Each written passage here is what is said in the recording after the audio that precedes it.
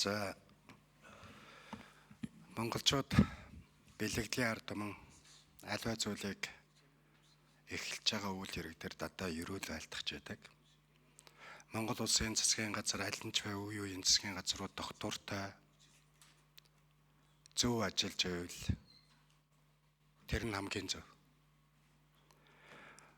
Одоо дурдхад бол 126 гишүүнтэй улсын их хурлд 4 нам 1 хэвсэл бүхий 5 улс төрийн хүчинтэй энэ парламентод засгийн газрын тэргүүнийг ерөнхий сайдыг санал болгох хэрэг бол ганцхан намд байгаа.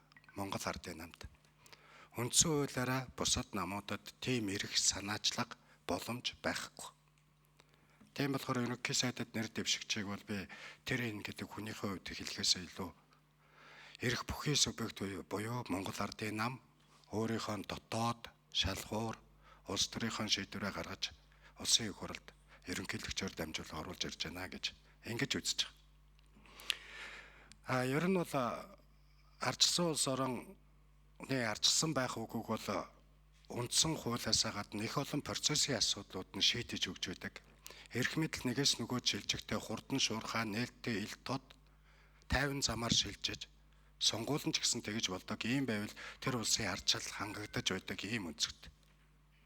Энэ асуудал дээр ямар нэг байдлаар цаг хугацаа алдах, ямар нэг байдлаар хөшигний цаана орох нь бол тухайн улсад ардчлал нь мөхөж, засаглал, улс төр эдийн засгийн ямрал эхэлж эцэст нь иргэдэн охирдог. Өнөөдөр бид нарын яриад байдаг Монгол төгрөгийн үн ханш, валютын өөрчлөлт, эдийн засгийн нөхцөл байдал, дээрээс нь тэр 3 дугаар цахилгаан станцад нэг төрбийн дэлбэрч чинь гэдэг чинь цаг үеийн тохиолдолд таарсан боловч яаралтай шийдэх ёстой газар бол улс төрийн шийдвэр гаргадаг улсын их хурл засгийн газар энэ төвшөнд л байдаг. Тийм болохоор энэ эрх мэдэл шилжих процессыг хурдан явуулахад парламент судалтай улс төрийн намууд болон улсын их хурлын гишүүд дэмцэн дэмжээгүй намаагүй энийг гацаахгүй хурдан явуулах тал дээр нь анхаарах нь бас ардчилсан Монгол улсад хэрэгтэй юм а гэж үзэж байна. Ерөнхий сайд томилогдоход үндэсний, эв нэгдлийн, шинжилгээний, хөгжлийн гээд янз бүрийн байдлаар албан бусаар засгийн газраа нэршүүлж, нэрлж хэлж яадаг. Энэ нь өөрөө юу хэлж яах вэ гэхээр энэ засгийн газар энэ эрх мэдлийг гүйцэтгэж явах хугацаанд юу гол бодлого болгох юм бэ гэдгээ тодорхойлж байгаа агуулгын улс төрийн илэрхийлэл. Одоо бүрдэх засгийн газар нэг нэршлиг анхаарч үзээсэй гэж хүсэж байгаа. Ер нь эдийн засаг хөгжүүлэх, одоо шударга яс, энэ хууль эрх зүйн авилгалын эсрэг тэмцэл, инфляц ингээд олон зүйлийг ярьж байгаа боловч энэ бүхэн очиод нэг л газар зангидагдана.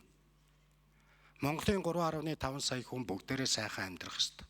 Аж аргалтай байх ёстой. Санхүүгийн эрх чөлөөтэй байх ёстой. Энэ 3.5 сая хүнийг ядуурлахгүй байлгахын төлөө ядуурлын эсрэг засгийн газар байгаасай гэж хүсэж байгаа. Энэ Монгол улс өвөг дээдсээс ирсэн тэр өвлөгдөж ирсэн баялаг дээр нь өнөөдрийн Монгол улс оршиж байгаа.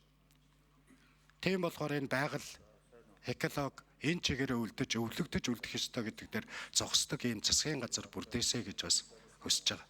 Бодлогын гол үндэс нь, нэршлийн гол агуулга нь, үнд зүйл зарчим нь түүн дээр байгаасай гэж хүсэж байна. Ингээ амжилт хүсье. За, номтой өргөшөө үг хэлье. За